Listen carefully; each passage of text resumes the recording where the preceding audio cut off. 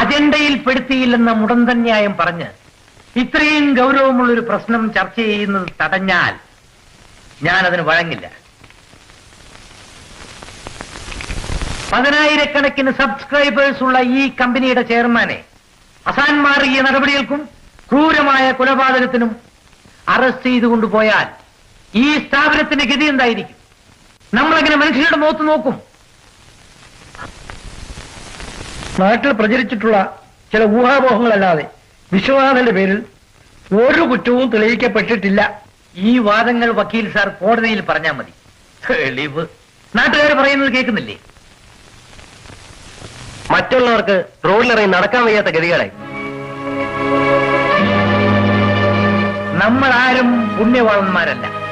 കാണാൻ കൊള്ളാവുന്ന ഒരു വേലക്കാരി പെണ്ണ്, ഇടപഴകാനുള്ള അവസരം. ആണുങ്ങളാവുമ്പോ ഒളിവിലും മറവിലും ചില വീക്ക്നെസ്സുകളൊക്കെ കാണിച്ചെന്നിരിക്കും. എന്നാൽ ഇതങ്ങനെയല്ല. ബാബു പറഞ്ഞതുപോലെ നാട് മുഴുവൻ ഇളകിയിരിക്കും. സത്യാഗ്രഹവും ഘോഷയാത്രയും സർവകക്ഷി സമ്മേളനവും. കണ്ടവനെ തോൽപ്പിച്ച് ജീവിക്കുന്ന ചില റൌഡികളും രാഷ്ട്രീയ ഭിക്ഷാന്തരികളുമാണ് പുറത്ത് പ്രക്ഷോഭണം നടത്തുന്നത്. അവരുടെ ഭാഷയിൽ സത്യമറിയാതെ ഇവിടുത്തെ ഡയറക്ടർമാർ സംസാരിക്കരുത്. പ്രവൃത്തിയാവാം അല്ലേ? ഈ കേൾക്കുന്നത് മുഴുവൻ നുണയാണെന്ന് നിനക്ക് പറയാമോ? ചെയർമാന്റെ ഭാര്യ ഉണ്ടല്ലോ ഇവിടെ, അവർക്ക് പോലും അങ്ങനെ പറയാൻ കഴിയില്ലല്ലോ.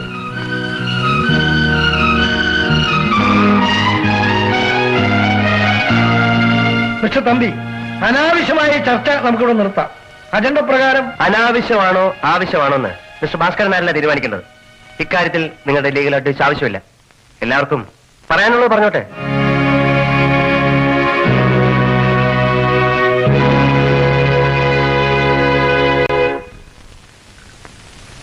ഇനി ആരും ഒന്നും പറയണ്ട.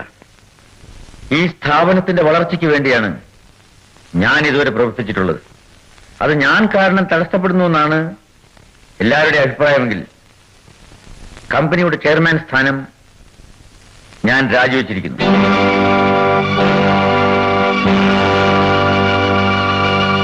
ഈ നിലയിൽ ഇനി നാം ആദ്യമായി ചെയ്യേണ്ടത് ഒരു പുതിയ ചെയർമാനെ തെരഞ്ഞെടുക്കുകയാണ്. ഈ ചിറ്റ് ഫണ്ടിന്റെ സ്ഥാപകൻ യശശരീരനായ കരുണാകരന്റെ മകൻ ബാബുവിനെ ചെയർമാൻ സ്ഥാനത്തേക്ക് ഞാൻ നിർദ്ദേശിക്കുന്നു.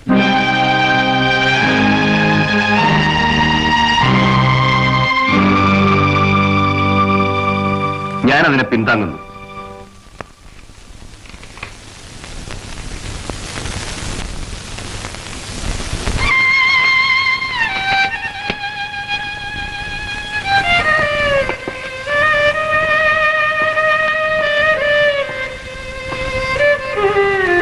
യെസ് ബാബു.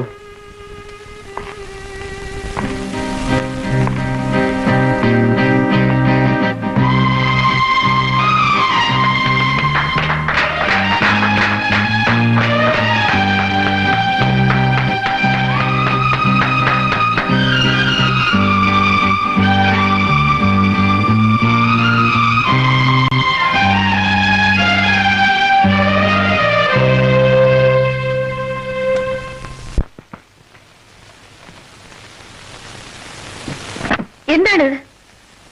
ഒരു കൊലയാളി ഈ വീട്ടിൽ താമസിക്കുന്നത് നിനക്ക് അപമാനമാണ്. നിന്റെ മകനും. ഇല്ല, നിങ്ങൾ ആരെയും കൊന്നിട്ടില്ല. നിങ്ങൾ ഒരു തെറ്റും ചെയ്തിട്ടില്ലെന്ന് എനിക്കറിയാം. എന്നിട്ടും ബോർഡ് മീറ്റിംഗിൽ എന്നെ കൊലപാതകയാക്കി സംസാരിക്കുന്ന മുഴുവൻ കേട്ടുകൊണ്ടിരുന്നോളല്ലേ നീ? എന്തുകൊണ്ട് എതിർത്തില്ല? സത്യമറിയാവുന്ന നീ എന്റെ നിരപരാധിത്വം തെളിയിക്കാൻ ഒരു വാക്ക് പോലും പറഞ്ഞില്ലല്ലോ. ഉച്ചത്തിൽ കുറ്റപ്പെടുത്തിയവരെക്കാൾ ശബ്ദമടക്കിയിരുന്ന നീയാണ് എന്നെ വേദനിപ്പിച്ചത്. അറിവുകെട്ട ജനങ്ങൾ പറയുന്നത് സഹിക്കാവുന്നതേ ഉള്ളൂ. നീയും അവരുടെ കൂടെ ചേരുമെന്ന് ഞാൻ കരുതിയില്ല. എന്നെ തെറ്റിദ്ധരിക്കരുത്. നിങ്ങളെ ഞാൻ കുറ്റപ്പെടുത്തിയിട്ടില്ല. നിന്റെ ഉദ്ദേശം എനിക്കറിയാം. നിന്റെ മകനെ ചെയർമാനാക്കണമായിരുന്നെങ്കിൽ അതെന്നോട് തുറന്നു പറയാമായിരുന്നു. ആ കസേര അവന് വേണ്ടി ഞാൻ ഒഴിഞ്ഞു കൊടുക്കുമായിരുന്നു. അതിനുവേണ്ടി എന്നോട് ഇത്രയും ക്രൂരത കാണുമായിരുന്നു. 18 വർഷം നാം ഒരുമിച്ച് ജീവിച്ചു.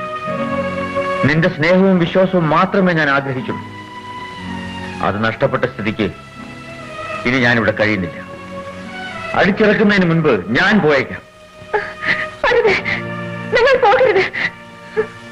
സുമതി, ഇനി ഒന്നേ എനിക്ക് ബാക്കിയുള്ളൂ, എന്റെ അഭിമാനം.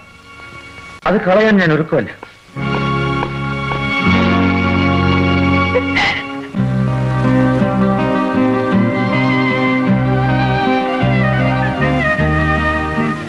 അച്ഛനെ വീട്ടിൽ നിന്ന് ഇറങ്ങിപ്പോന്നതിൽ എനിക്ക് പരാതിയില്ല. പക്ഷേ അച്ഛൻ കഷ്ടപ്പെട്ട് വളർത്തിയെടുത്ത ആ സ്ഥാപനം ഉപേക്ഷിക്കുന്നത് തെറ്റാണ്. മോനെ, കമ്പനിയുടെ കാര്യത്തിൽ എനിക്ക് വിഷമമുണ്ട്. പക്ഷെ ഈ അവസ്ഥയിൽ എനിക്ക് അവിടെ കയറി ചെല്ലാൻ പറ്റില്ല. എങ്കിൽ ഞാനും അങ്ങോട്ട് പോകുന്നില്ല. നീ പോണം. അവിടെയുള്ളത് ജനങ്ങളുടെ പണമാണ്. ഉള്ളവന്റെയും ഇല്ലാത്തവന്റെയും മോഹം വളർത്തിയെടുത്ത പണം. അതിന്റെ വില ബാബുവിന് അറിയില്ല. അതുകൊണ്ടാണ് നീ പോണമെന്ന് ഞാൻ ആവശ്യപ്പെടുന്നത്. എന്നെ നിർബന്ധിക്കരുത്. നീയും എന്നെ അനുസരിക്കില്ലേ? അച്ഛാ,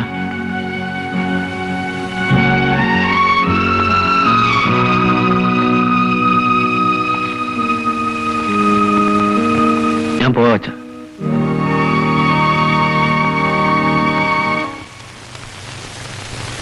ഈ 1,00,000 രൂപ നിക്ഷേപിക്കുന്നവർക്കെന്നുള്ളത് എന്ന വാചകം ചെറുതായി മതി. നഗരമധ്യത്തിൽ 5 സെന്റ് ഭൂമിയും സിംഗപ്പൂരിലേക്ക് ഒരു വിനോദയാത്രയും സൗജന്യം എന്നുള്ളത് വലുതായി കൊടുക്കണം.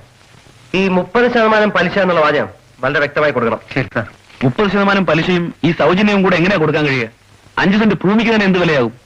1,00,000 രൂപ 10 വർഷത്തേക്ക് ഡെപ്പോസിറ്റ് ചെയ്യുന്നവർക്കാണ് ഇത് കൊടുക്കുന്നത്. 10 വർഷം കഴിഞ്ഞാൽ അവർക്ക് പണം തിരിച്ചു കൊടുക്കണ്ടേ?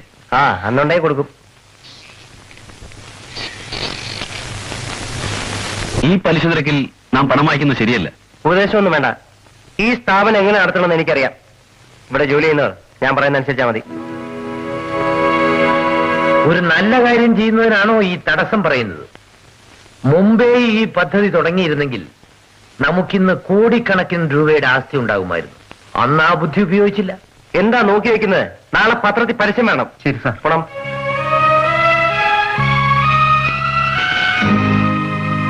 അപ്പോഴേ ഞാൻ വന്നത് ഒരു പ്രധാന ആവശ്യത്തിനാണ്.